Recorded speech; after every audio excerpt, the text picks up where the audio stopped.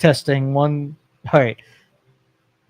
We're going to pretend like Kelin is here today, just so that you can hear my audio. And so I'm going to refer to Kelin over there. So anyway, welcome everybody to Youngstown's Talk Channel. I'm Joe Danyi, and Monday morning, I kind of grew up on 570 WKBN, both as a listener and also as a host. So the importance of having the community be able to, contribute and air their grievances and be able to talk about things that is important to them, I think is really critical. I mean, I talk to my critics all the time, and no matter if I agree or disagree with them on philosophy or the ideologies behind how we feel about things, so important to even have your detractors, the people who are critical of your ideas, still have a voice and be able to share, with other people. And that's why we do what we do. Not necessarily to replace talk radio. I think talk radio has kind of replaced itself. A syndicated host isn't as valuable as someone who lives in your community and experiences the same shit that you do on the daily basis. So here's what we're going to talk about today. And those in the chat room, thank you everyone for joining here this morning. I railed almost the entire week about the Lordstown and their opposition to data centers. Over the weekend, there was a bunch of articles published about the consumption of electricity that all of these data centers and the technologies are going to need. And it's almost like this stupid blame game where the people who are opposed to the data centers are really just in denial of what's going to happen. Every community is going to be very data center oriented. There's an immense amount of need for the economy for this kind of infrastructure. And if you pass on it now, other communities won't. And I'm just issuing a warning, regardless how you feel about it. It's just issuing a warning. So I don't want to talk to you 5 years from now and say, why are all these other industrialized towns, experiencing all of this revenue? And we're not. So all of the criticisms that I hear are sort of like the origin of the conversation. If you feel like there's not enough power production in Ohio, let's get on that, and let's have producers throw up some more, nuclear power plants and alternative energy plants. And if energy is going to be at a premium, then, enable the entrepreneurs of Ohio to be able to set up production facilities. We shouldn't take anybody's good ideas, such as if somebody wanted to take rubber chips, condense them down to a burnable gas to create energy, give them the go ahead. And so I think the laboratories of the states will prevail. Communities are going to figure out how to create enough energy for the industries of our towns, and we'll get it figured out. But it's going to take the community to get won over by those industries. So they got to do a good bit of communication, telling voters and taxpayers why this is so important to the future of their states and towns. And it's got to be the voters to be rational and reasonable and not just vote, and petition based on ideology, because that ship has sailed. If you didn't want AI, if you didn't want data centers, that was a conversation for 5 years ago, not today. So it's just a matter of capitalizing and taking advantage of the realities. So over the weekend, there was hinting that there was a deal that was reached between senators to be able to vote the continuing resolution to take this budget and forward it, give them some extra weeks and months to figure things out. I believe this newest compromise, I'm not even going to call it compromise, negotiation, takes them throughout the rest of the year, because there's a lot of political debate to be had for the remainder of this year. Obama scam is a complete cluster. The premiums that have been hidden from consumers were skyrocketing, and it became sort of like when consumers lose the connection between what things cost and they balloon like that, you can't expect taxpayers to continually let insurance companies and the medical industry to, infinitely benefit from nobody's paying attention to what things cost. And I think that's the real caution in what Obamacare did, is it you know, in sort of like in good theory, to be able to provide benefits to people is overall a good thing. But then to put the burden on taxpayers, where we just get shafted by these industries where they put no cost controls or they have no natural balances to keep costs under control, there's going to be a point where the system just breaks. And I, you know, my personal feeling is that the whole purpose of Obamacare was to break the system so we get to socialized medicine, and that's just a Joe conspiracy theory. I don't think there was good math in it from the absolute beginning, and it's just a con job to get us where we take an industry, nationalize it, and, you know, spend the next, 5 decades complaining about how did we get this so wrong? Why does it cost so much? Why do we have to take 60% of everybody's income in order to pay for this subpar product when the rest of the world kind of figured it out? And that's like I said, if the that conversation needs to be had, and it needs to be had by mathematical people and intelligent people, so it gets done right, rather than this cluster that we were handed by Obama, and now we're paying the consequences for that right now.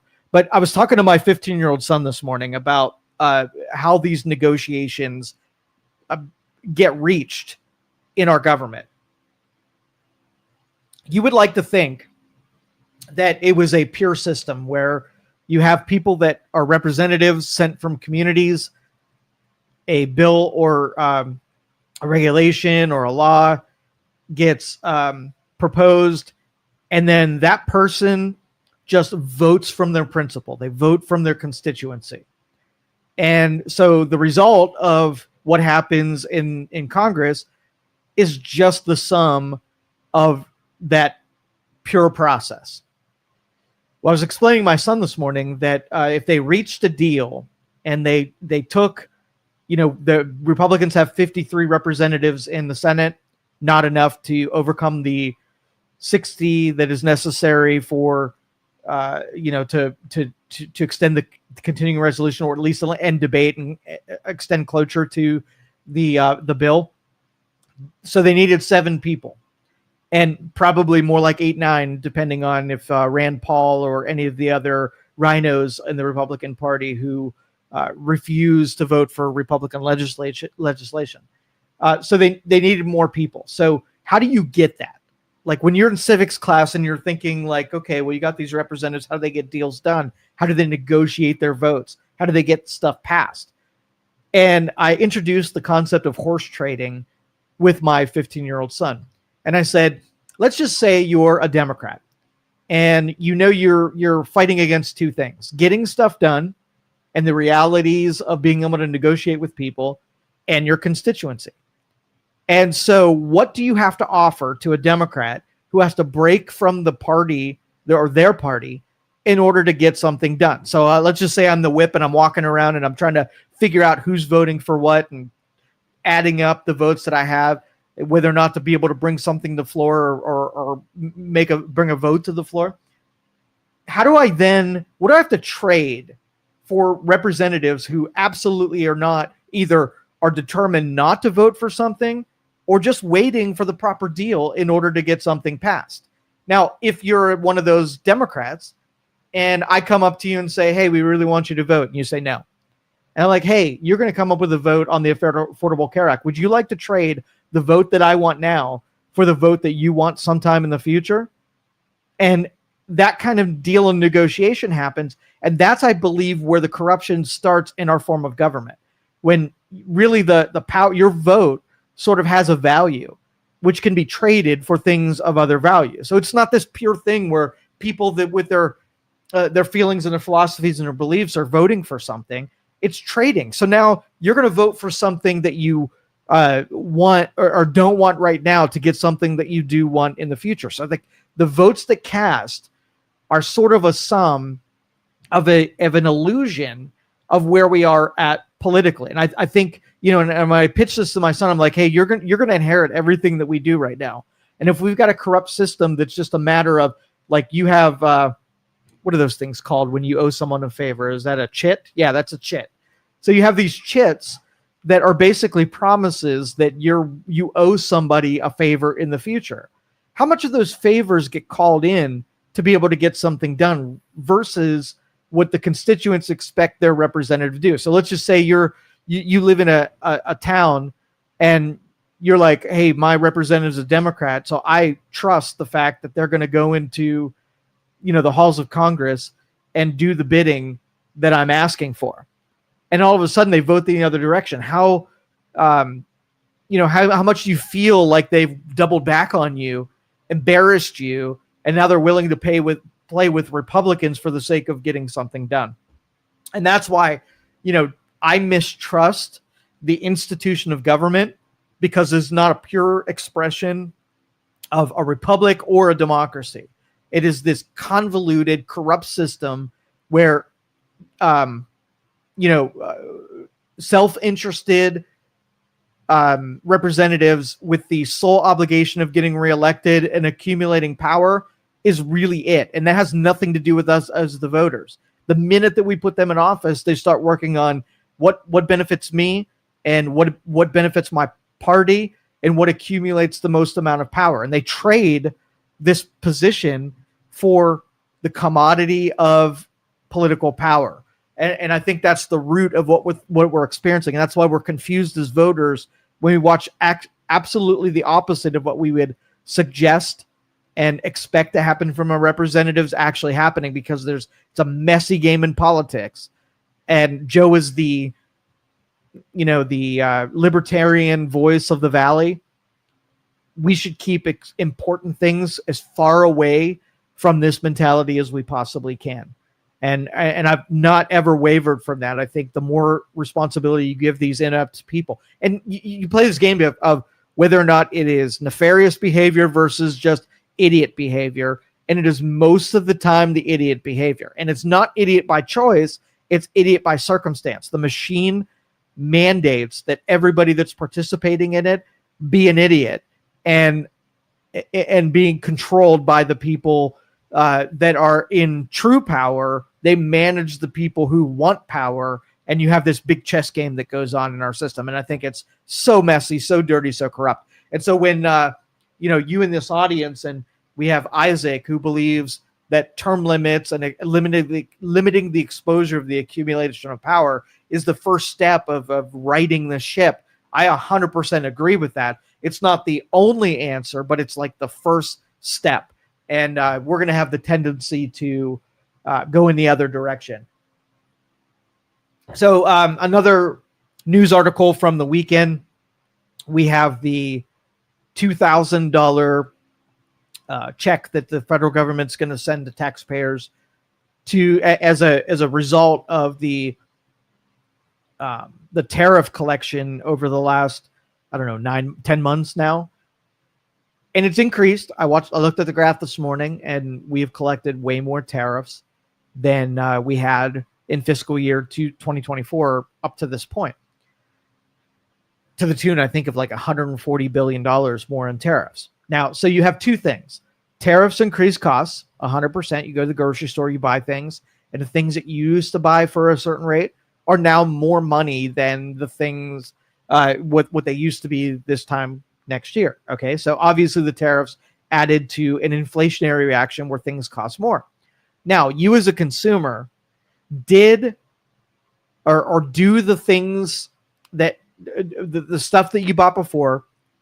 Do you think things cost more than $2,000 on the aggregate in the course of a year? More than $2,000. The gas that you put in your car, the utility bills that you pay, your grocery store items, those luxury items that you buy on the retail side. If you add all of that up in your increased costs, did you pay more than $2,000 in this calendar year? I'm going to say I probably have paid more this year in groceries than I did before, but I don't know that it was more than $2,000. And I'm thinking my fuel costs are different because I have an electric vehicle. Grocery costs, probably I would say 30%. So I spend probably $200 when I go to the grocery store, sometimes every other week, sometimes every third week. I buy all I was given advice from some people to only shop the grocery store on the perimeter. Anything's on the perimeter you can buy. Any of the processed stuff in the internal side of the grocery store, walk down those aisles sparingly, right? And so I buy high-priced items, but I eat a lot less than most people because my the stuff that I'm consuming is more nutritionally dense. So I spend more per trip, but because I'm not eating processed stuff, that it ends up costing me, less in the long run. So when I look at it, it's probably about 33% more. Where I would, I went grocery shopping, shopped for a week and a half yesterday. It cost me $135. It's almost all red meat, and so I know that I've got a week and a half worth of meals that I'm going to pull out of what I did yesterday for $130. So my kid and I figured out it was $25 for the three of us to eat per day, and that's what I budgeted. And that's just, like I said, the what works for our family. Now, other families that go grocery shopping and maybe spend $400 every week, their grocery bills are way higher, and they're definitely going down the rows that I 100% avoid. Those people, I'm looking at their grocery bills. How much did it go up? So processed food, and theirs is way higher than mine. I bet you they're every bit of either 50% more expensive, all the way up to 100% more expensive. Grocery bills doubling, because I'm watching in the economy when it comes to the expenses for normies or regular people. I'm willing to bet that people's expenses have absolutely doubled over the last year. So if you're interested in lowering your grocery bills, what's your demand at this point? Are you demanding more information so you can lower your cost by eating different things?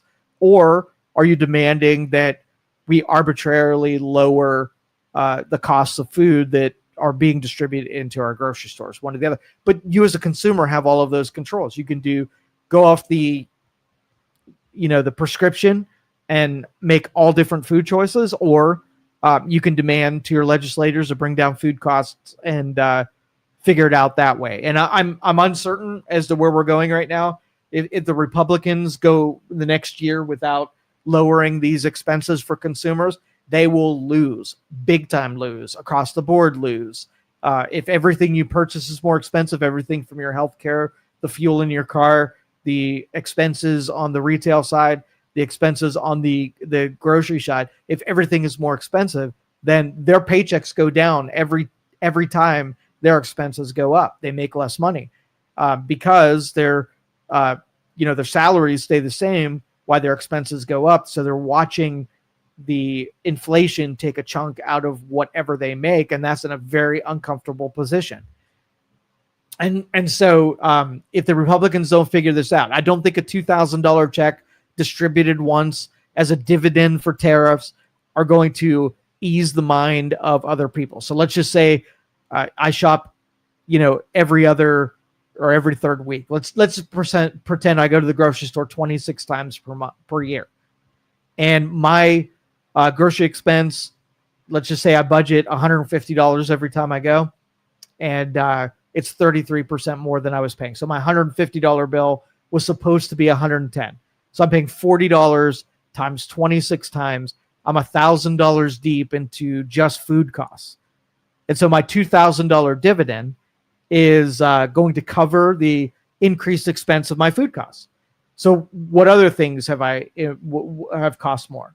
My insurance costs have about stayed the same. My premiums have pretty been locked in based on the healthcare benefits that are provided by employers. And my insurance costs went up a little bit. I would say luxury items, I don't really buy much on the retail side. I've watched pretty much all of that stuff stay the same. It's very competitive on the retail side, so I don't think I've paid more there. So I would say in my situation, if I received the $2,000 check today and my wife received the $2,000 check, we'd have $4,000 that comes in. And my expenses, I would probably have measured at $1,000. So that would be a net gain for me and my family. There's some families out there, probably this would be clearly not enough to cover the increased expenses, in their budget. But anything, I don't believe, like I was willing to hear when this administration would take the windfall of the tariffs and maybe take 50% of it and reward consumers and try to offset some of their increased costs, and 50% pay down the freaking the deficit or the debt. And if you do that, if you take the interest expense from the United States and you decrease it by, rebuying back some of those bonds, then on the long term, the really long term, you save yourself a budget expense down the road. Because I want to suggest to you that most of you should go look and see what we are paying on debt service, and in relation to where you have a, let's just say, military cost.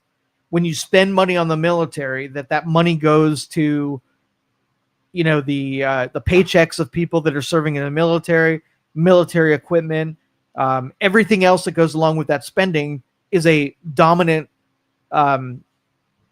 pillar in our economy.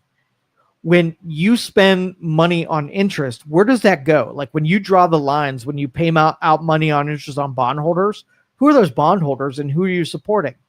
Does it go to our adversaries, where China holds a lot of our bonds and we pay out interest that goes to one of our sworn enemies that are working completely against us? And, do you feel good about the fact that we're spending as much on military as paying our enemies as we are on the military and buying equipment and supporting, manufacturers of military defense items here in our own country? And if you compare those things, we have to invest this tariff money into making sure that we aren't sending taxpayer money to our freaking enemies.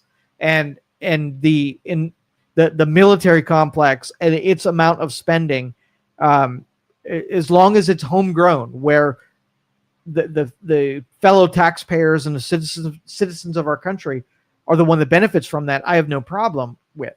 But when you are expensing and using our military to involve yourself in military affairs in countries that we shouldn't even be, and the attitude of the people deciding whether or not we aid Ukraine or we invade someplace in a country that's far away from us, and there's no direct benefit to the United States, we involve ourselves needlessly in wars of other people. We're just supporting a military complex that, not a conspiracy theory, it's an industry that needs a balancing effect. You can't just have people that go into the legislature that are going to aid and abet spending money on wars and military contracts, versus when people are starving and not being able to feed themselves, and the healthcare industry and whatnot. Like, it's an easy vote when people see the data on where our priorities are set.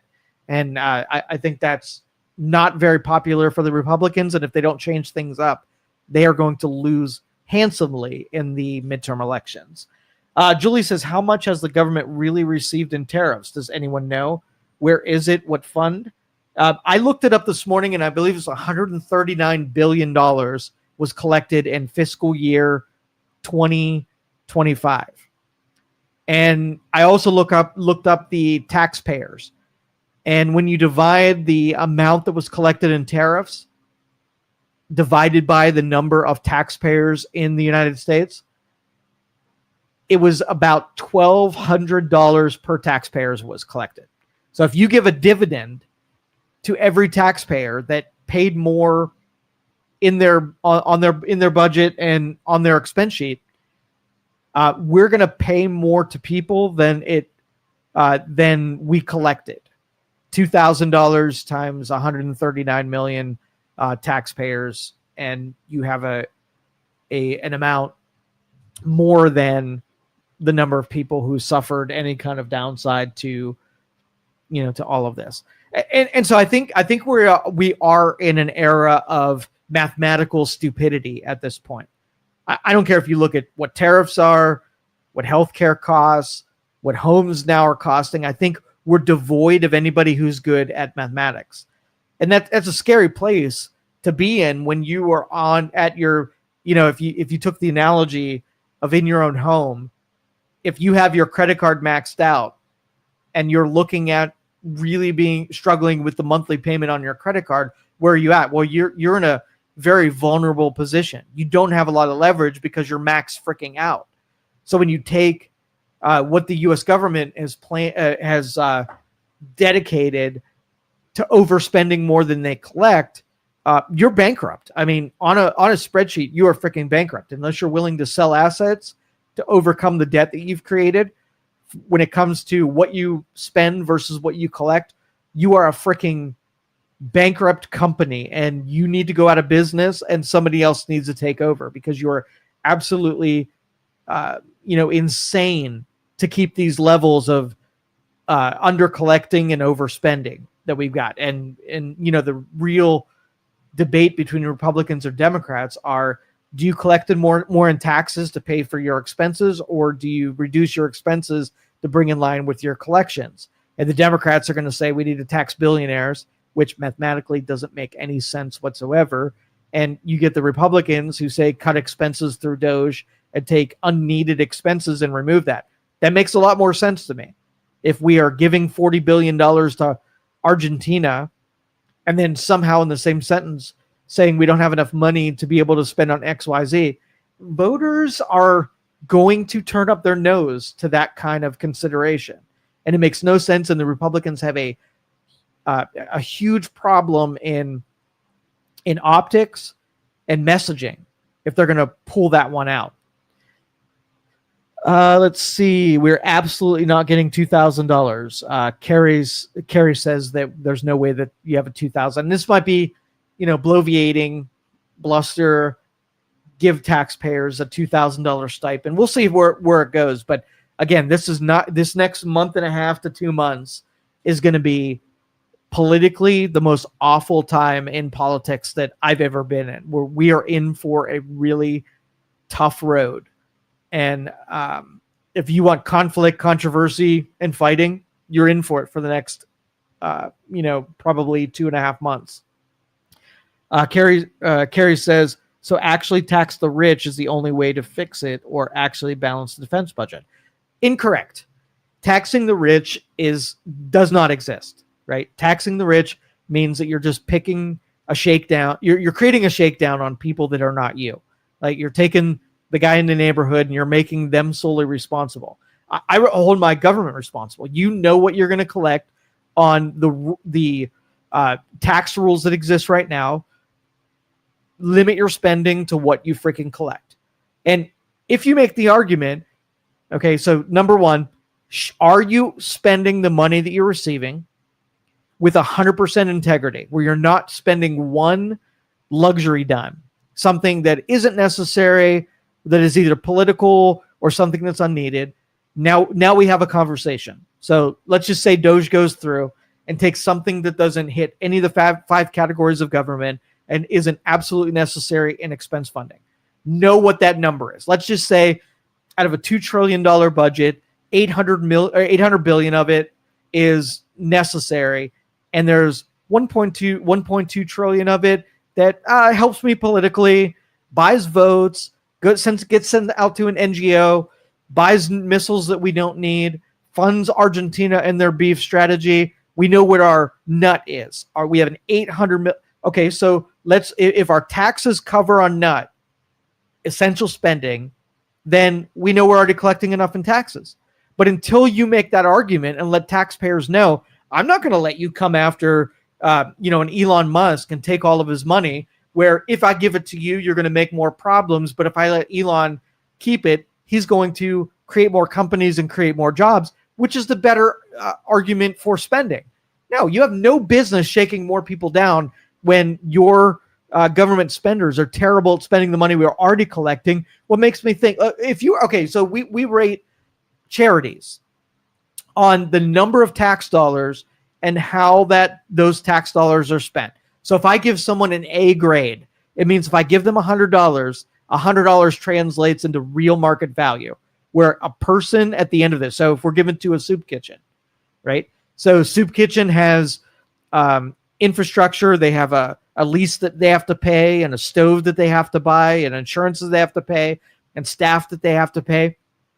and maybe some marketing expenses. So I take what I have to give to a soup kitchen and how much of that ends up in soup. So in business, we have most of the companies that I run, we have a 50% minimum standard for margin.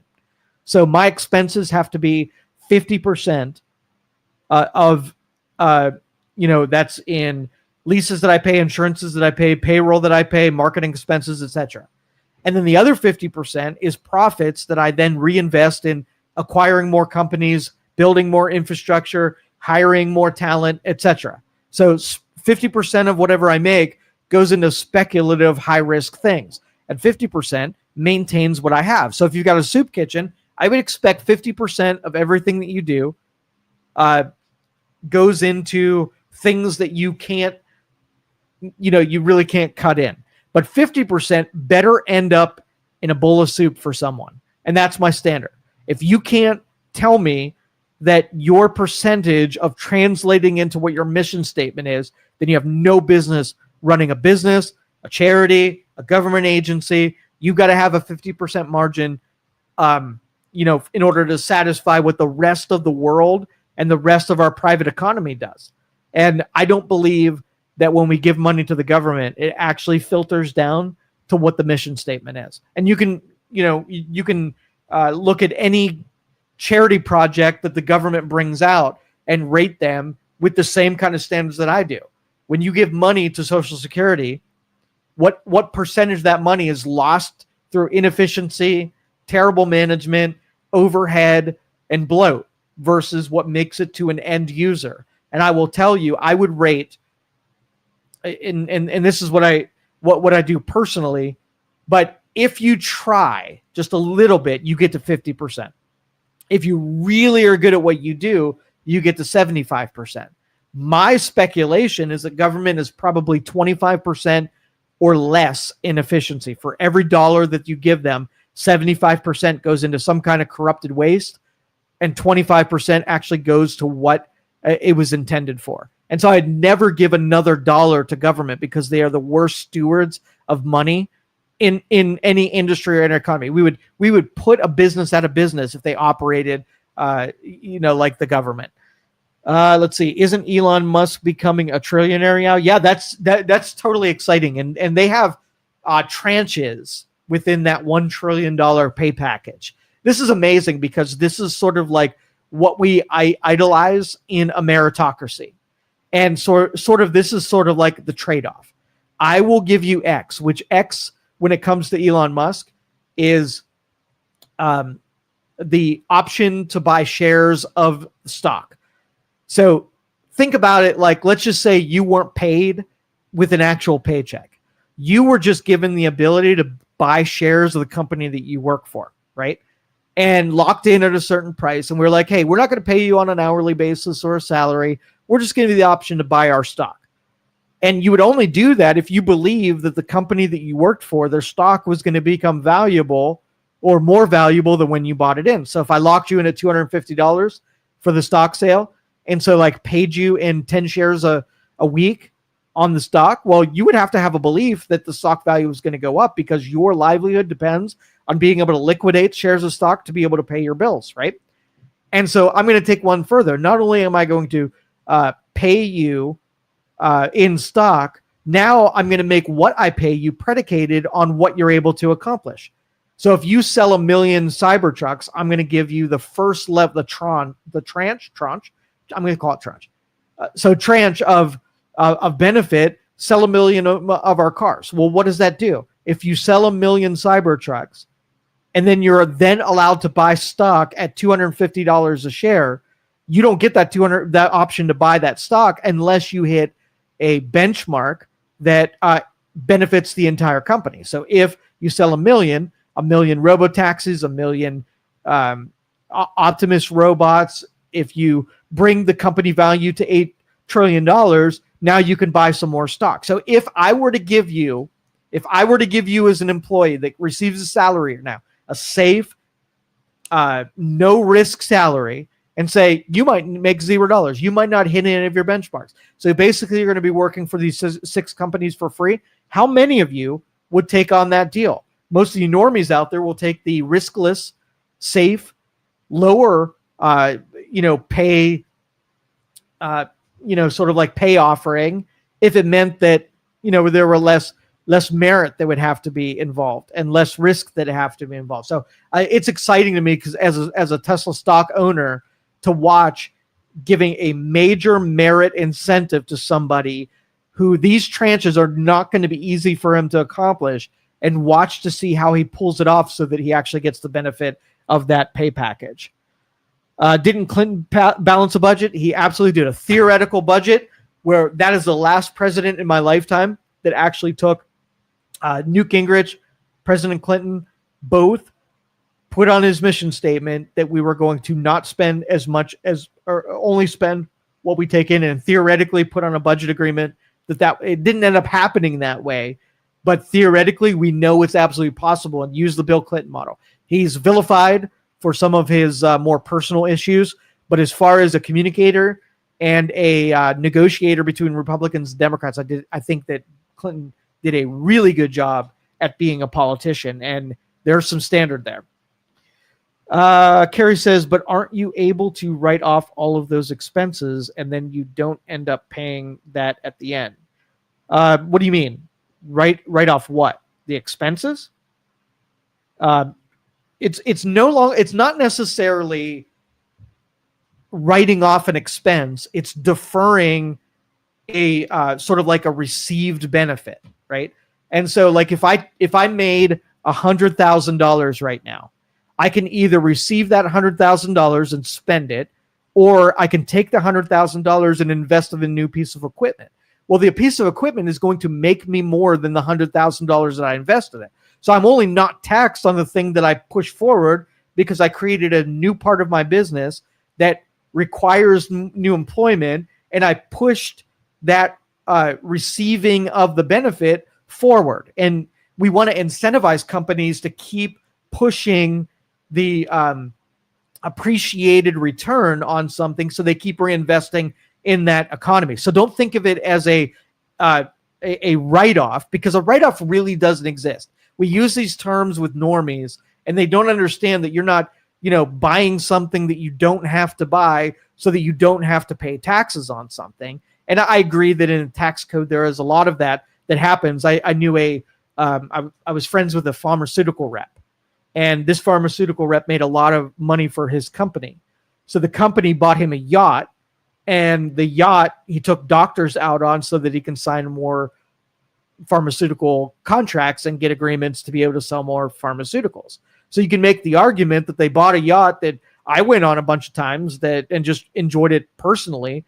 But when I wasn't on it, there were doctors on it that were being courted to be able to spend more money. So when you look at it from the 10,000 feet, what role did that yacht play? And how much more business was created? Look at that yacht as a piece of machinery that then would make more money for the person who was expensing the money, not buying the yacht versus buying the yacht. So we're on the fringe of whether or not something can be constituted. And I agree with most of the people listening to this right now that there are far too many liberties that could be taken by companies to not pay taxes, and that kind of reform is 100% necessary. But when the things that are cited, usually when billionaires don't pay their fair share, that's not what we're talking about. So if you came to me and said, hey, let's shore up what the standards are where companies can spend money when it makes sense that they're growing their bottom line to create more jobs and create more revenue, that is, where's the dividing line between when you're just doing something to not have to pay taxes versus doing something that makes more revenue for your company to defer that revenue to another calendar year. And that's like I said, that's an academic, and it should be an intellectual debate. And at this point, we don't know enough of the terms, and the people who are having conversations about it don't know enough about it. They don't know what things mean, and what they're actually arguing for is opposite where the energy needs to be spent. So thank you, Carrie. I appreciate that. So just like trickle-down economics doesn't work, trickle-down government doesn't either. I have some argument against whether trickle down actually works. And I'm a mathematics person. So I like to measure things and have a linear cause and effect relationship between certain things. So if you do X, Y happens, measure it and see if doing Y contributed to making more than X, right? And so that's pretty simple. Well, when you get a bunch of attorneys and politicians involved in something, their job isn't to just do something and then give you the results. They're advocating to obscure the results of anything that they do, so you don't know actually what happens. So like if somebody made the argument that SNAP and EBT payments have a 1.87 margin. So for every dollar that you spend, you make $1.86 of economic activity. Okay, cool. You got my attention. I'm a math person. But if you built anything in the mathematics where it's hard for me to figure out if that's a true number or that's an advocacy number, you make the maths more sophisticated, more convoluted, so nobody can figure out if you're actually telling the truth. It was more marketing than it was math, and then you lose me. I don't really want to hear anything because you're just going to shaft me. So I'll give you a real-world example. So let's just say I wanted to build a football stadium in the middle of my city. And I'm saying, okay, the city, I want you to give me $600 million for my stadium. I want to build it here because I can guarantee you $1.5 billion in economic activity. Okay, well, that's a starting point. I'm going to spend 600 and I'm going to create 1.2. That's a good taxpayer expense because I'm going to double my money. And then you're going to need less of my tax money because you built the stadium. So how many times in the city of Cleveland or Chicago or Buffalo or Los Angeles did somebody put in a stadium and you watch the revenue from that stadium lower your taxes? They're like, hey, dude, we doubled up on our taxes. We don't need to tax you as much. How many taxes got cut in half because the promise of 1.86% or 1.6886 times the revenue is going to come in because of a capital expense? Well, if I'm at a conference table and somebody says I'm going to buy this truck and I'm going to improve my revenue by 1.86%, I'll make that deal all day because I'm in control of the legitimate math that's behind those numbers. Well, what happens when you can lie and con and make up fictitious things? Then when you get to the end of the day, you didn't realize those things because it was bullshit. So let's go back to my analogy with the NFL stadium. They're promising doubling up on the math. So if I were saying, okay, well, I want to measure this at the end of the day, what are you basing those numbers on? How do you know that economic activity, and not just economic activity, but economic activity that would be new economic activity, spawned completely from that stadium? Not economic activity that was going to happen anyway. It's new economic activity. So now I'm listening. Tell me how this is going to generate a doubling up of that economy without counting things that would have happened anyway. Now you begin the intellectual debate of whether or not you're counting things that would have happened on their own without the extra stuff. So that's how all of your business owners drive around in those new trucks, is what you're telling me. Well, the capital expensing. So we all get to the end of the year and our accountants look at our revenue. And most of our tax policy is based on this dance. So this isn't something that companies are doing because they want to. It's because companies have to, because previous generations skewed what taxation does to corporations so much that if you don't do the dance, you're going to pay full rate for something. So it's almost like the tax incentive for doing the dance is already built around the people who are trying to escape those taxes. And now if you don't do it, you're going to pay like 60% of your revenue in taxes, and all of your competition and everybody else is not. And so, for instance, you get to the end of the year, you're like, oh, you realized about $200,000 worth of profit. So you're going to pay 30% in corporate taxes. And so getting to the last month, we need you to spend a lot of your profits on something. You have, here are the rules, right? Here's what you can spend it on. You can buy a new truck, right? And the schedule for writing off a deal. So let's just say $200,000. I need a new Ferrari. And my tax person said, yeah, Ferrari will do it. That'll make you more money. People will see you driving around. They'll feel good about it. You spend $200, all of your profit. So you pay 0% in taxes on that Ferrari. taxpayers are going to be like, whoa, hold up. You can get away. You can get away with buying a vehicle that's not a Ferrari, not a $70,000, $80,000 pickup truck, not a yacht, not something that I would consider as a regular consumer as a freaking luxury, right? So when the government builds a building, are they going to build it out of plywood or marble, right? Are they going to go the luxurious route, or are they going to do the, what normal consumers would do? Well, if they wanted good optics and they wanted good pushback, they would take the very least. So if I need an absolute truck, am I buying a Ferrari to do my business, or am I going to buy the cheapest pickup truck that I can possibly get? Well, if I need to overcome a 30% shakedown for having some kind of profit at the end of the year, well, I'm going to absolutely buy the most amount of things that I can justify with the tax code. So what you end up with, if the tax code allows companies to take too many liberties, they're going to. And so, but what stipulations do you have to rein in luxury spending when it comes to writing off profits in order to realize less taxes at the end of the year? Do you want to pay taxes? I don't want to pay taxes. I also had a accountant at one point that would almost shame me when I had a year that had high profits, because she knew that I was absolutely going to pay more taxes. I was going to get hammered in freaking taxes. And I had a conscience, and I knew that I didn't want taxpayers subsidizing my lifestyle. So I only really did what I had to do. And if I had to pay a penalty on taxes, then I absolutely would. It was only a matter of writing, $30,000 and $40,000 checks at the end of the year where I'm like, man, what I could have done with that $30,000 in my own business that I paid to the federal government. And are they going to work as hard and be as smart as I am and be willing to take risks as I am? And I'm like, this is a shady deal where I know that shit's going to be pissed away by some kind of NGO that farms it out to lesbian dance theory in Uganda.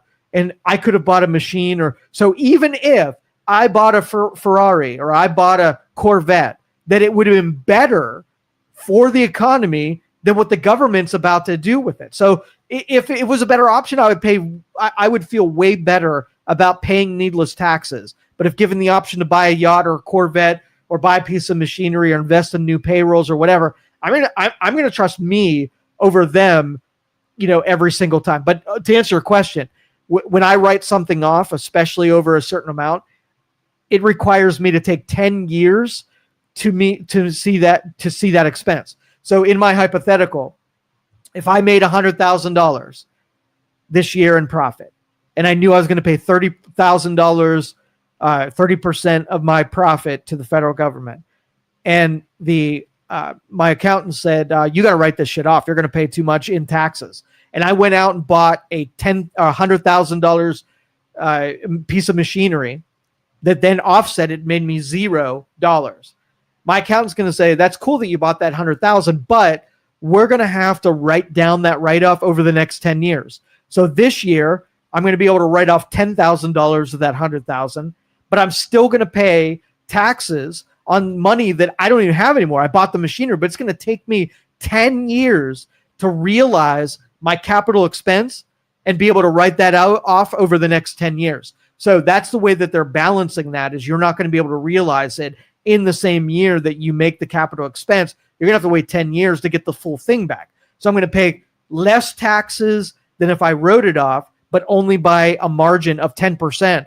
I got to wait 10 years to get the full write-off back. And I think that's a awfully, I don't know. I think it's harder. I think maybe 5 years would be easier than 10 years, but it's still a way of somebody just saying, hey, I'm going to write off the whole capital expenses, pay no taxes. And then, but eventually you have to realize that expense.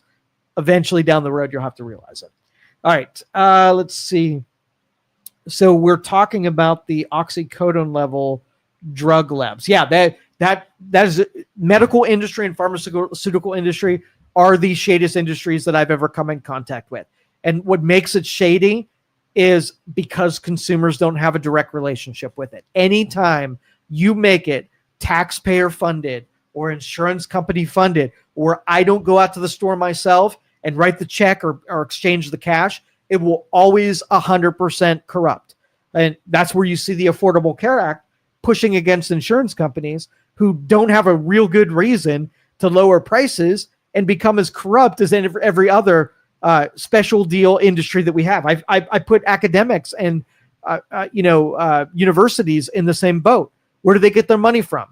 Is it the people who are writing the check for their tuition? Or is it this special deal where the federal government subsidizes it? And then you also get student loans where banks subsidize it. So all these people that are going there, and they have zero value or respect for the professors have no little respect, because here's what would happen. Let's just say every kid that walked into a classroom had to pay $110 to be in that classroom for the day. Now, would it put pressure on you taking really good notes and really paying attention, and the professors for actually giving you a good value? You're looking at the checkbook that you have to write before you take a seat in that classroom. I just wrote $110 for this class. It better be the best freaking class that I've ever had. And if, let's just say, you turn on a movie and make me watch Goonies that day, right? I'm going to say, well, Mr. Professor, you're mailing it in today. You're going to collect your, 50 students times $110. And you showed me a freaking movie that has no market value. I'm going to take exception to that. And I'm going to put pressure on you, professor, to teach better if it's giving me a good value for whatever I paid to be in this chair. So if you didn't want to do that and put pressures on students to pay attention more and put pressure on professors so they teach better things of better value, let's hide the expense from them. Let's take all the cost of being in the institution, and I'm going to make somebody else pay for it. Either make deferred payments 10, 13, 15 years in the future, and then when you show up, you have no idea what that thing's costing you. So, hey, if you blow off a couple classes, it's not money that came out of your freaking wallet. And if the professor blows off a couple classes, nobody actually paid to freaking be here. It's only deferred way down the line that you're like, wow, this is a bad value, and I don't want to pay this thing anymore. You taught me how to weave baskets, and I can't do anything without that in the marketplace. So it's the exact same argument that when you hide costs from the consumers and you defer the payment down, you commoditize something, somebody's going to corrupt it and take advantage of it. And that's why we're playing this game where we've got the deadly con job that one day will have to be paid. And you're just hoping that it's not when you're alive. You're hoping that you can kick the problem down to your kids, where, I value medical research, and I value the innovations in medicines and treatments, right? And I think that's a high value. Every country on our planet depends on the United States also valuing that quite equally as well. But then, because we want it so bad, we're so desperate for the medical inventions, then we corrupt a system that puts a high emphasis on it being developed, but we remove all market forces away from the thing that's being developed. How long if I go out and I want to invent a drug, and I've got a good idea chemically or from a chemistry standpoint that I'm going to be able to solve this problem. So I take the risk, and maybe my costs are a couple $1 million, and the regulations to be compliant with regulations, it's going to be another $1 million. Marketing, it's going to be another $1 million. How long should me, as a person with an idea, willing to spend, and the backers that I get to finance my idea, and how long should I be given to then collect on my idea when my product goes into the marketplace? Well, in a real economy, that'd be easy. You'd have financiers that write contracts and put stipulations on merit to make sure that when you put it out in the marketplace that you have buyers for it. Well, pharmaceuticals don't work that way. And so you don't have buyers that are electing and choosing your drug. You have insurance companies and medical institutions and doctors that are choosing what drugs to sell. So if I'm making an advancement and I offload it to distribution to an insurance company or pharmaceutical company, then I'm going to build in as many as foreshore buyers as I possibly can. I'm going to go out to every doctor's office, and I've got this new drug, give them an incentive that they prescribe it to every heartbeat that comes to their office. That is really good business for me. And so we don't have like good ideas. It's almost like the movie industry. I'm sorry, I'm switching up metaphors here. So there used to be a way to create movies based on you had a writer and a producer and some backers of that. they would think they have a really good idea, put it out into the market, distribute it. And depending on how many ticket sales you had, you knew whether or not an idea was sellable now. Do you think if you went back to the 80s and 90s in movies that you could sell movies the same way that you do now? Do you think movies are different than they are right now? And the marketplace has almost made that every movie that you see this year will be exactly like movies that have already been produced. We can't bring any new innovative ideas because basically consumers have been totally reconditioned on how they consume different things.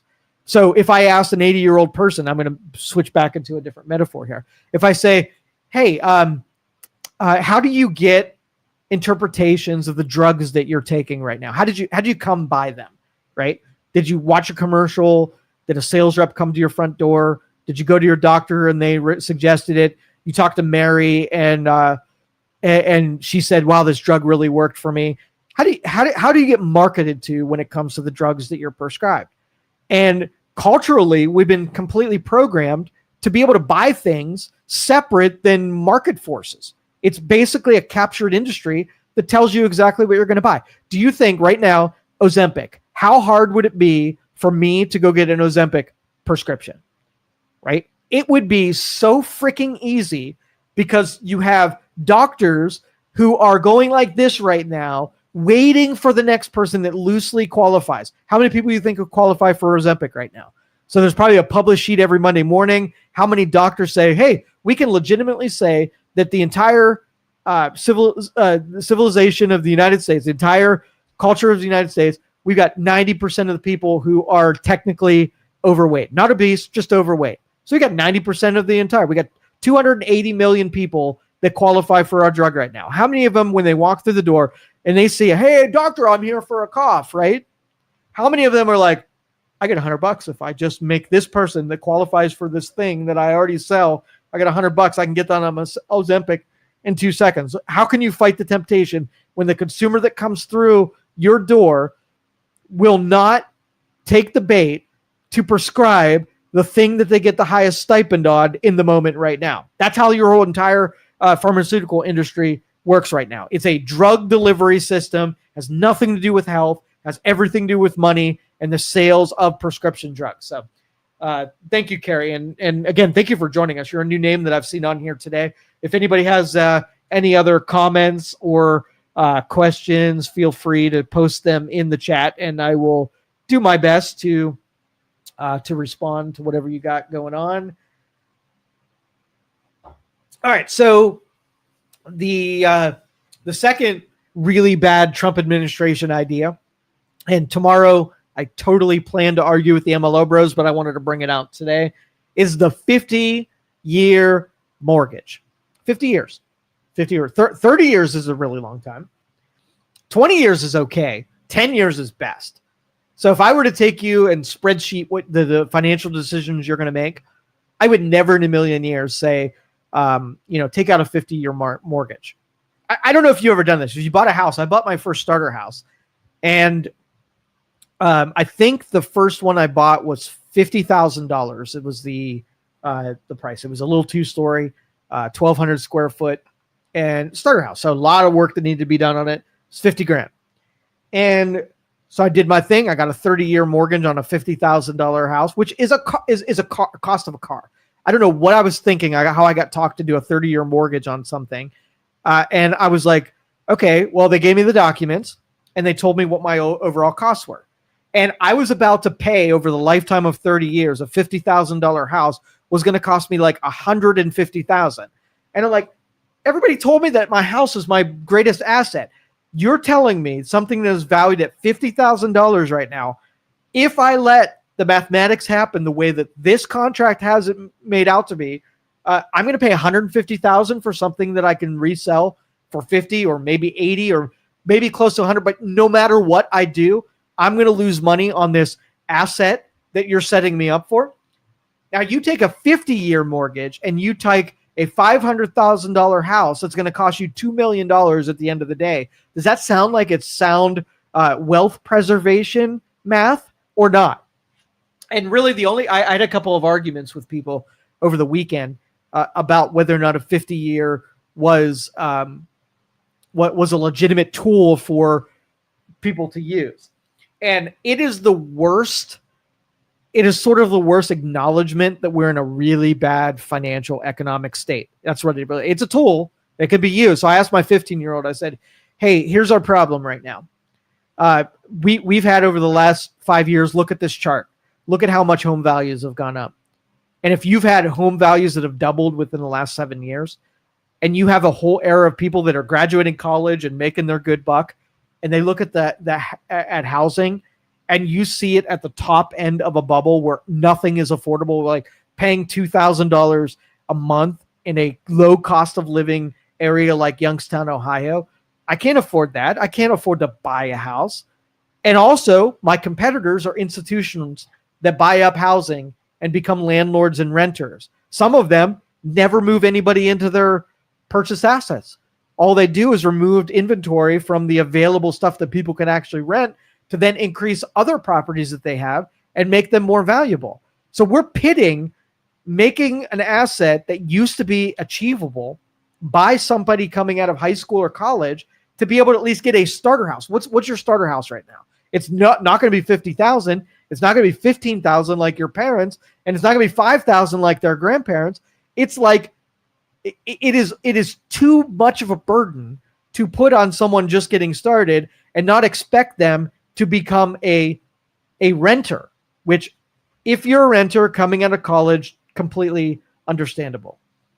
Put a couple of years worth of putting money in your bank account and being able to show you're a responsible money holder. So a bank will underwrite you and give you great terms to be able to do it. I totally get with that. You're not making any inroads in a property because you're paying a lease that's helping somebody else finance a piece of property. And those leases and rents are higher than if you bought the shit on your own anyway.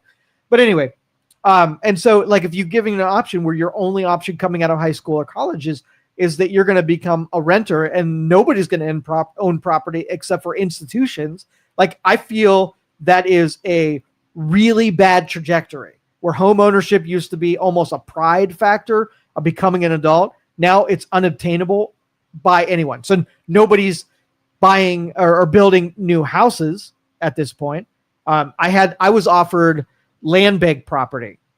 So a city had 10 parcels that were abandoned or collected back up because of taxes or whatnot.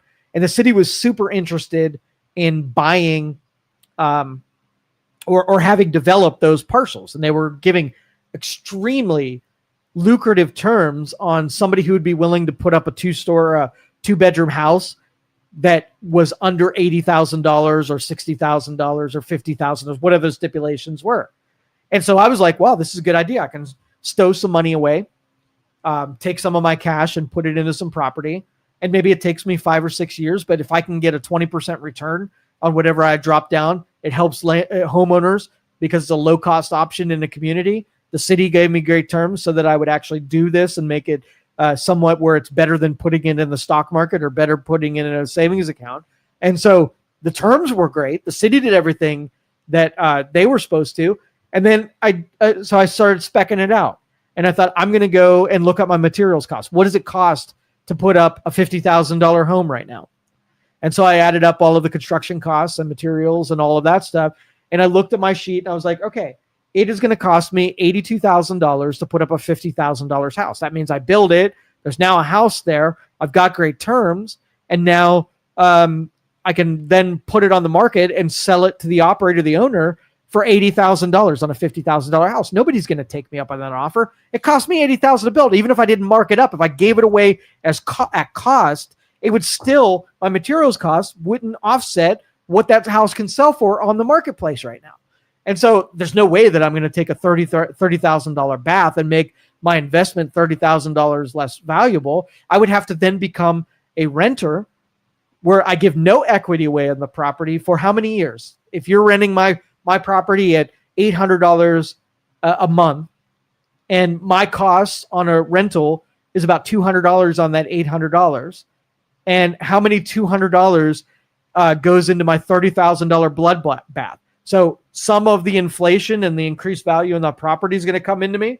So maybe my $30,000 loss in 10 years, maybe homes improve, maybe they don't. What if they stay the exact same? What if they freaking go down? What if that $50,000 house costs $40,000 in 10 years from now? We just had a doubling of the real estate market. That means if you get some retraction and now it's not worth as much, you're going to take an even bigger bloodbath when compared to if things stay the same. So I did not take the deal. I did not buy or build some single family houses, and because I was not willing to take the risk. The math wasn't in it for me that was a worthwhile risk. And so you have a lot of developers that are in that same boat where if you're taking a little bit of a prospect in a new development or some land bank property, and there's not an incentive to do it, only that there's a high probability of loss in there, then you have less inventory that makes its way on the scene. Then without new inventory being built, you're just recycling whatever on the market. So if you have, Airbnbs competing with that, and out of country real estate developers buying up properties, and you have no homes being built, what do you think is going to happen? Then it's going to become more unobtainable by people coming out of high school and college. So thank you for that. Jerry says, with the economy and market the way it is now, 10 or 15-year-old mortgages are not even attainable by a large percentage of the population. I agree. 50 years is absurd. A 30 year is acceptable if you make 1, 2, or 3 extra principal payments per year. Yeah, and really that's the math discussion that I don't mind people getting a 50-year and then getting one that doesn't have a prepayment penalty and then paying it off as if it were a 20-year. Because if, let's just say, you get ahead on your mortgage by a couple of years, I mean, you can get a decade ahead, and then you get a layoff or whatever, you're not in peril anymore because you're so far ahead on your freaking mortgage. And, as long as you don't have any kind of prepayment penalty, take that 50-year and pay it down as a 20-year. And if you get in bad trouble, then you at least have some buffer. So thank you. Brian says, also, when you sell that house for more than you technically pay for it, you pay 30% capital gains tax on that. The additional money is paid in. Taxes on that mortgage is never taken into account. 100%. So that's why we're in trouble, because the people who are doing it are at such an extreme disadvantage. The market is not incentivizing. The only people that you have playing in it are the shady dealers who can make money in spite of. So if you want to have a lot of bad landlords and people live outside this country that give two shits about you and your family and how the experience is, this is the road that you would be on. If you want your neighbor who comes into a couple $100,000 more and invests it in their community and is a good landlord and takes care of the property and cares about that investment in the community, that's the guy who I want owning property. And I am that same guy. I would treat all of my renters perfectly, and I don't want to get anywhere near any of the deals. There's nothing to make me put money into developing 10 properties in a city that I love, serving people that I love, and having everybody around me be exactly the people that I would want to be around. So who took up those parcels? If I'm unwilling, it's going to be the shady dealers. And you have a decade of us unwinding this and looking at every property. So do you think, okay, listeners out there, do you think international or out of community investors should be able to buy housing in your community? You got a house up for sale. It's in a state of disrepair. You expect some contractor in your neighborhood to take some of their profits, invest it in a community, in a house in their community, fix it up, put it back on the market, sell it for a 20% premium. And now a house got fixed up, money stayed local and went into that guy's bank account for the next property flip that he did, right? Perfect situation versus someone in China that they've got extra investment money.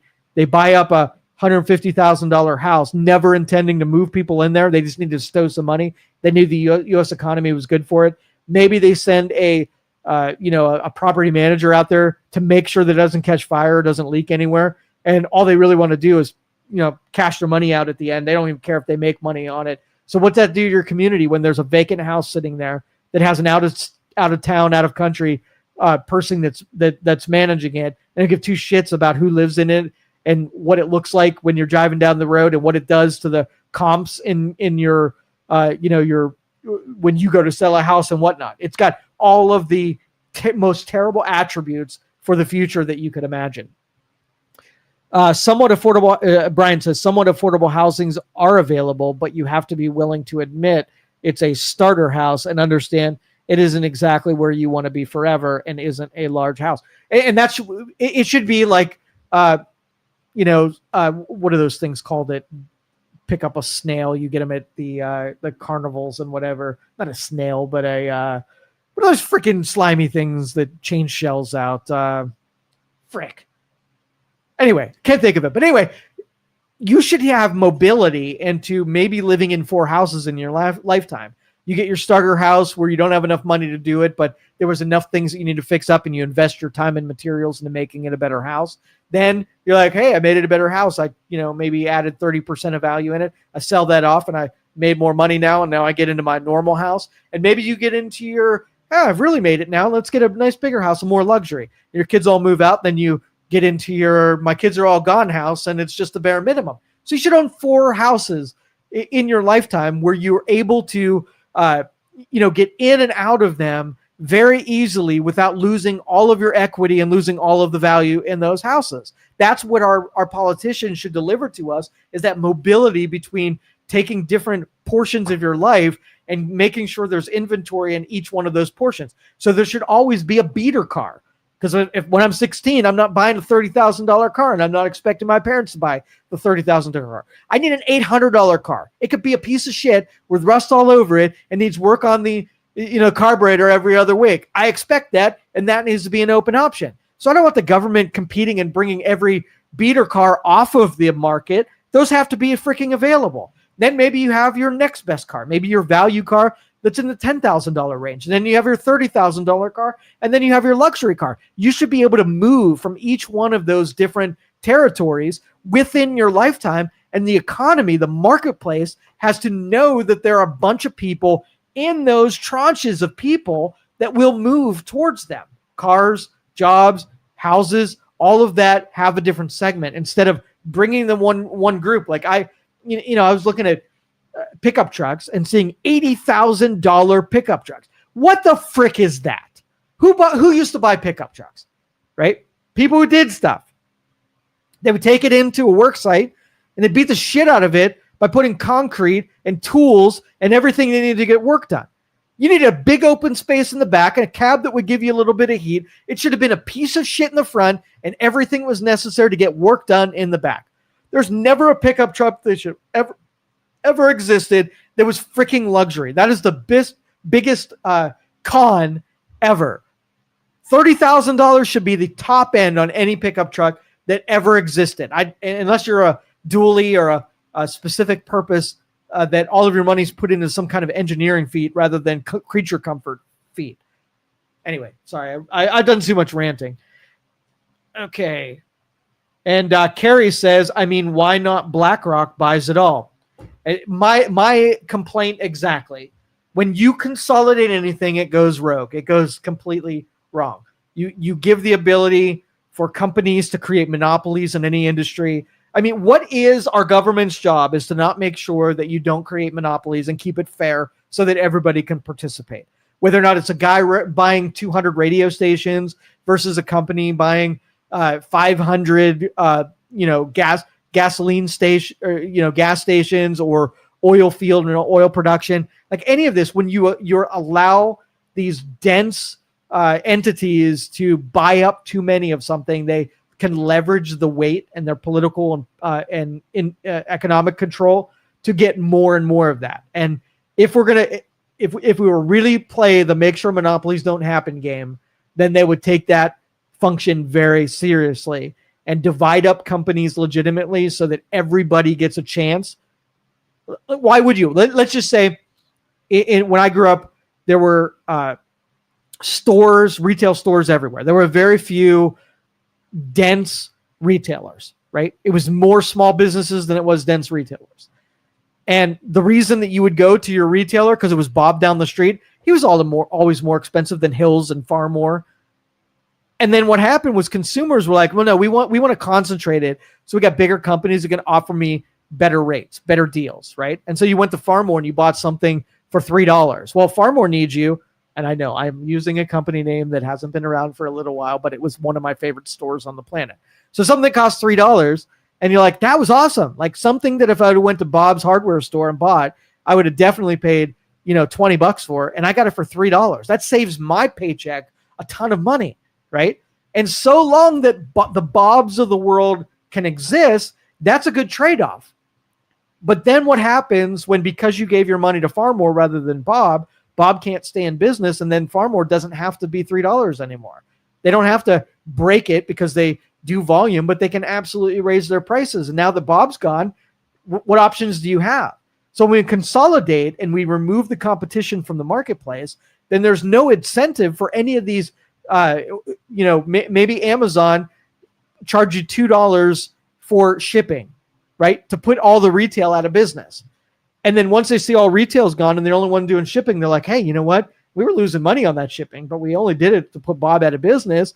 And now we're going to charge $10 of shipping.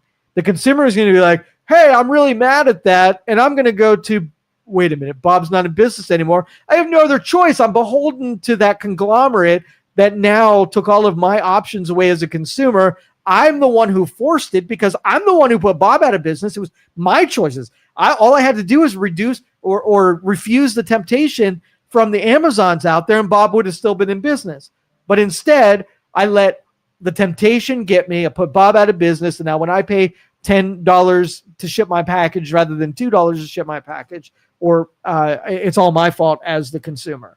So yeah, I'm with you that consumers just need to agree. I don't even think regulation need to do. I think consumers have to see the value into doing an end around these concentrated entities in any industry. Oh, hermit crab. Thank you, Carrie. Freaking not snail. Freaking hermit crab. Anyway, thank you, Carrie. No, I don't think this, Joshua. No, I don't think they should if the investment group is extremely large, like BlackRock.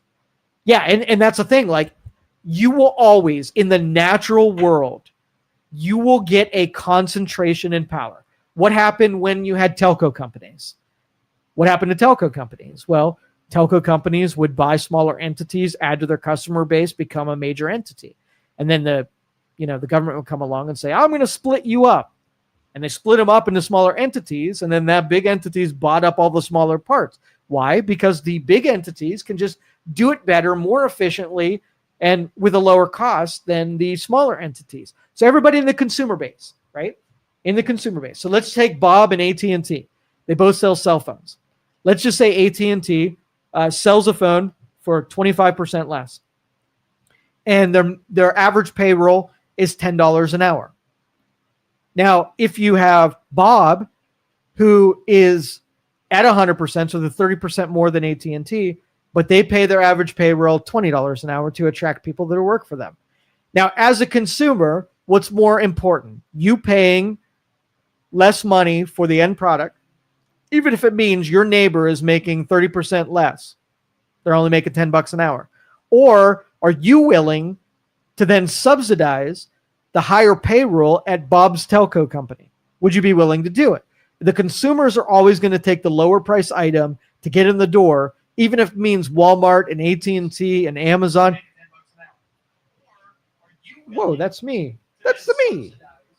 Sorry, I just opened myself on social media with my hand gestures like an Italian dude. But anyway, would you be willing to subsidize it? You got to say, I know I'm going to pay more for the end product, but it means people that live in my neighborhood are going to make double what those entities are. Or I don't care about that. I care about what comes in my paycheck. Even if it means my neighbor down the road makes a little bit less, I'll just complain about how much little Amazon pays their workers, even know that I'm supporting Amazon, even though I disagree with Amazon, and I'm going to complain about it. So that's the negative feedback loop we get ourselves in.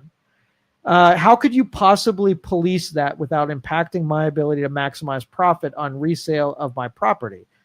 It's an I don't know. It seems like an insolvable issue. You're absolutely right. And because in government, when the founders of this country decided what works for these very fluid problems, ones that don't have easy answer, it's sort of like a balancing principle where you don't necessarily end it, but the controls, the principles that govern it when it moves too far in one direction, you have a gravity that moves it in the other direction, where you don't actually get homeostasis between the two. You don't actually get to a zero. You get a fluctuation between the controls of consumers and you get the controls of corporations, and that balancing. If I could convince Republicans and Democrats to know what they're good at, right? So Republicans are really good at cultivating and creation, taking risks. And the Democrats are taking, once you get the fruit from those risks, spending it the best way that you see possible. If you can get these two people in the room, then you almost work it like a farm. There's a time when you're supposed to be planting and nurturing and taking care of the crop, no eating yet. And then you have cultivation. Each of them would play their roles and know when it's time to cultivate and when it's time to nurture and fertilize. Then we would know when it's time for my skill set to do the best amount of good in our marketplace. So is there ever a time where you need an investment group to be able to help the economy out by spending money that doesn't make sense by consumers? And is there any a time where the big industrial bases need to take a backseat and let consumers be in the front seat and doing all of the driving? If they would just know their place and know when it's time for them to act, then we have a civilization that at least acknowledges the merit, at least acknowledges the intelligence and who's necessary. Like if your budget's tight and you have a spender and a saver, do you kind of know instinctively who should be at the controls of the budget that month? All right, we're in a tight spot. There's very little money at the end of the day. Do you want to take the person that likes to take risks and buy things that make us feel good but are terrible for the budget, or the person's that spendthrift that really makes sure that we don't overspend by a dime, but makes us feel bad when we're doing it? Well, there is a time in your life where you know there is an advantage in each one of those. When the harvest is plenty, I bring out the person that's not the spendthrift, and I'm like, go crazy. Put nice decorative things that will last us 20 years of feeling good about it, get us through hard times because we spent and invested in ourselves a little bit. And when a budget's tight, we're like, oh, dude, it's spendthrift's time, their turn. So if our economy and our industries knew when it was time to do one thing versus the other, I would understand that. But right now, it's like we are so far gone in the consolidation of power and industry. We need something that breaks that out and give I don't know that it's regulations. I don't know if it's laws. I don't know if it's just popular and public sentiment. I don't know any of those things, but I just know it can't go in this direction much further. You take a 15-year-old, a 16-year-old that sees what they want to do when they graduate and know that they're not only are they going to not be able to afford a house, but renting is so far beyond their budget, they're going to live with you forever. And if they can't say like it's even worthwhile to leave their mom's basement, what happens to your consumer base? Well, the writing in, if you don't have any consumers that have got off the family tit and started their own life and started their own family, what happens to the people that need to buy your products? They die out. So I can come and warn you and say, hey, big conglomerates, if you keep this up, you're going to cannibalize all of your future consumers. So let's give advantage. Let's just give up the temptation to take more power and control, economic control out of this, and give it back to individual consumers. And again, I'm not 100% convinced that that's even possible. So maybe what you said, an unsolvable problem, maybe what it is. Brian, far more. Talk about a horrible human being as an owner. I was alive at that time, and that was the most dramatic thing in like what people were talking about and the people that were being involved and the people that you met. Like I was friends with a lot of the people who were involved in that, and I knew them to be straight up people.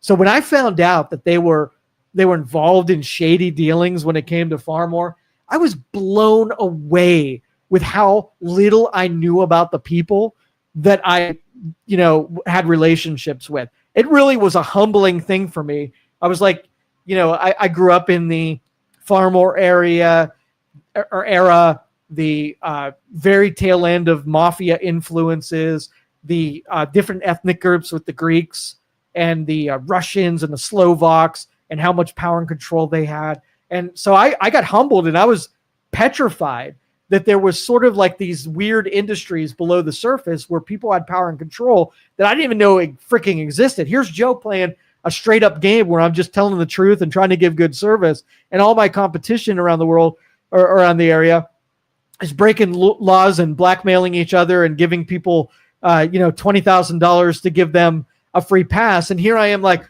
dude, like, am I the only person around here that's not on the take and not being blackmailed and not being controlled by all these powers?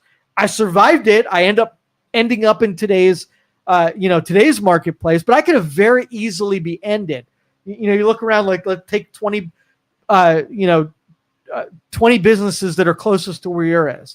And you expect that they show up every day, they make payrolls, they expand their business, they do marketing, they're truthful in their accounting, they're truthful in the products that they offer. And you're like, okay, this is what I'm supposed to do as a good citizen of the business community.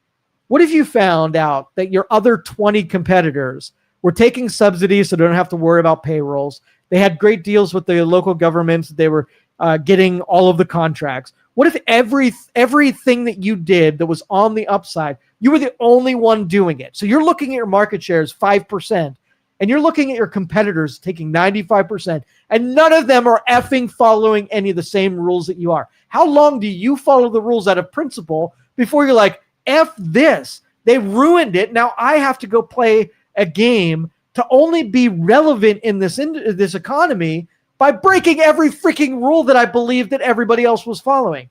Anyway, that's just a truth that I've had to come to terms with. And I had to slalom that thing while still not breaking any rules, at least acknowledging that this is not a straight up game that any of us are playing. And criminal. Yeah, there were some people that were definitely creating some crimes. Some people went away to a lot of prison sentences only for the part that they played. And I will tell you, none of the people that I knew that were in that made enough money in the short term to have all of their integrity eroded, and the prison sentences that they paid was not worth any of the money. I mean, some of them made less than $1 million to give up 10 years of their life to go to prison. And man, that is not worth it. Less than $1 million.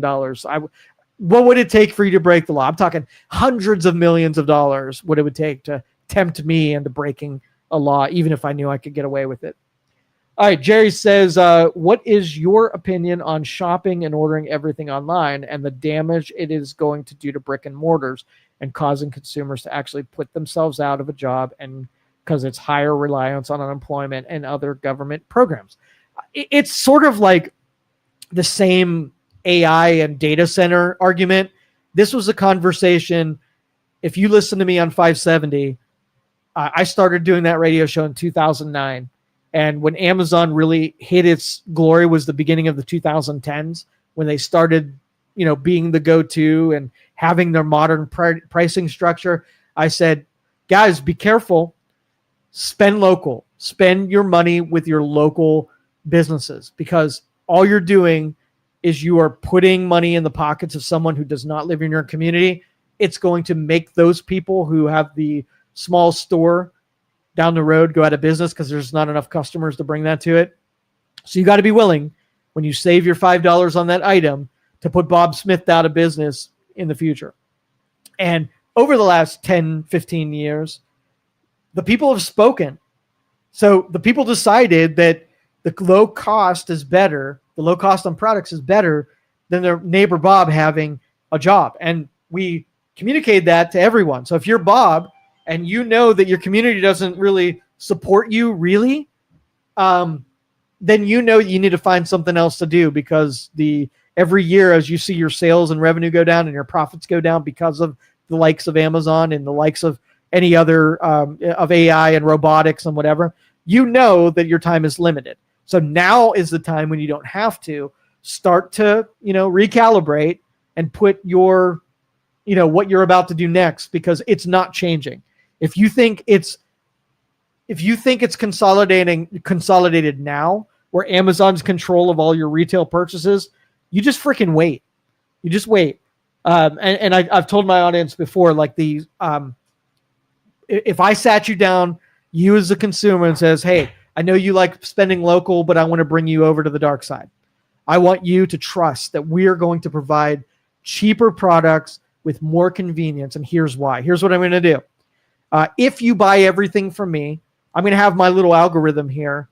I'm going to have it watch all of your purchases. I'm going to know when you buy paper towels, know when you buy coffee, and know when you buy electronics.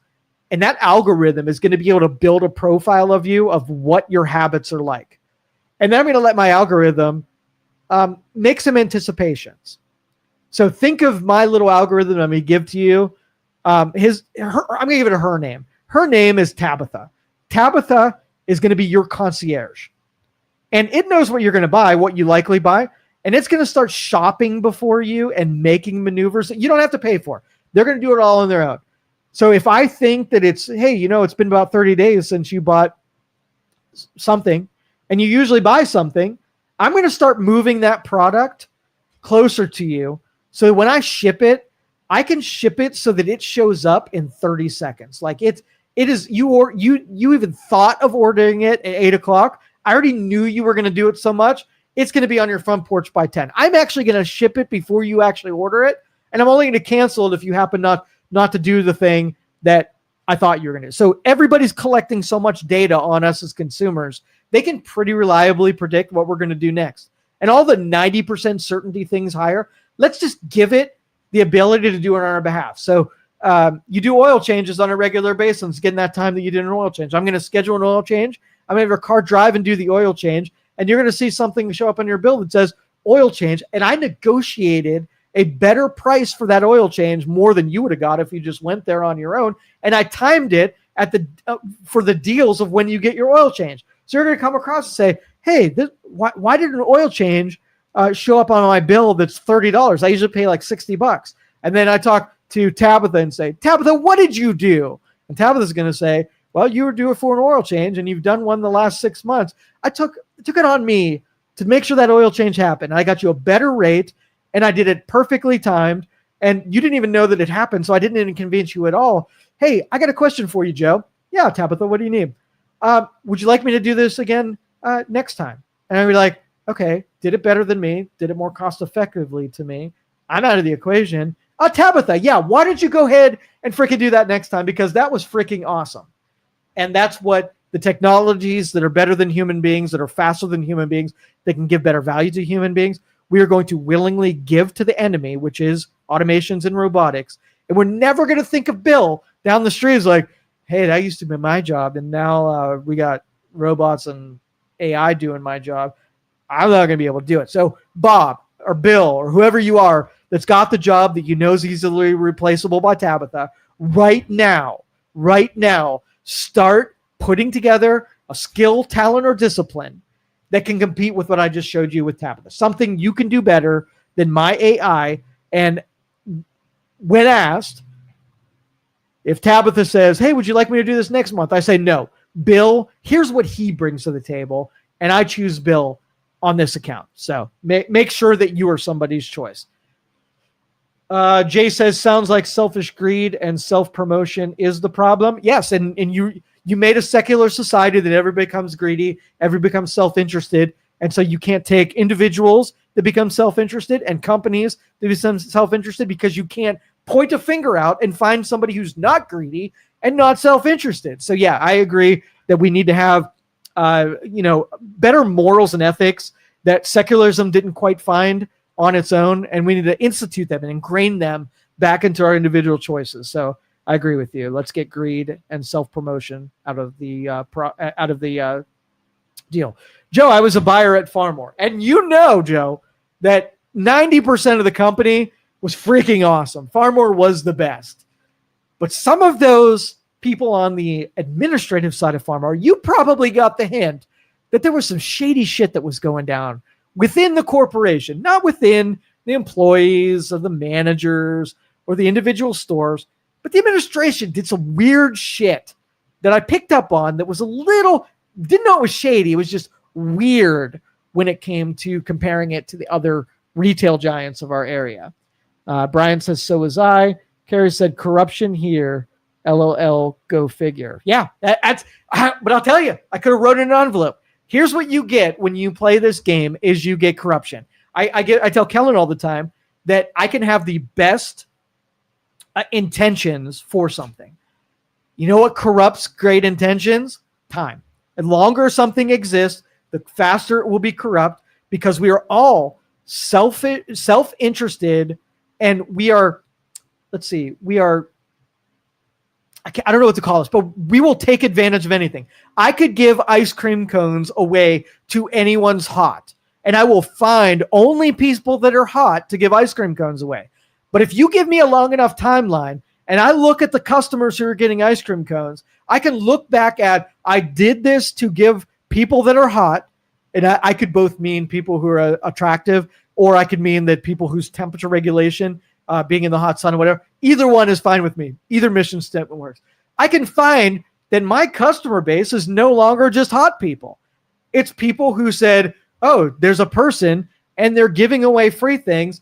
I'm going to take advantage of that. It's the only way you take the corruption of a good intentioned anything is to you limit its time that it exists in the marketplace before wrecking ball and recreating. I'm talking about charitable, government, churches, talking about lemonade stands on the corner. The longer something operates, the more likely that it does get corrupted, because you have people in your society that are looking to capitalize on something and eventually ruin whatever it is by those people taking advantage of it. Setting up a table with $100 bills and making sure the $100 bills only find its way in the pockets of people who are truly in a bad time.